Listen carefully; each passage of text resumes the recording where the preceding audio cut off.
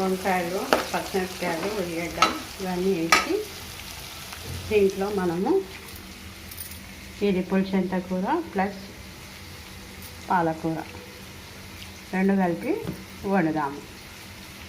Taste సూపర్గా ఉంటుంది. చూద్దాం ఇప్పుడు.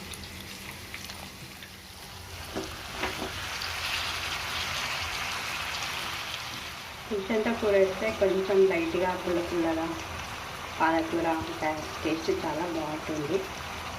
మీరు కూడా పులిచింత కూర ఎక్కడైనా దొరికితే మీరు కూడా ఇలా ఒకసారి ట్రై చేసి చూడండి.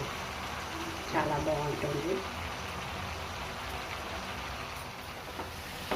మన టేస్ట్కి సరిపడా ఉప్పు, కారం వేసుకోవాలి. కొంచెం పసుపు, కొంచెం అల్లిమిరపకాయ వేసుకోవాలి.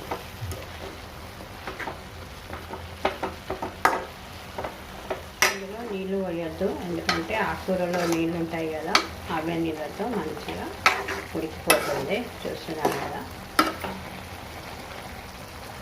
వంకాయ, పులిచింత కూర, పాలకూర.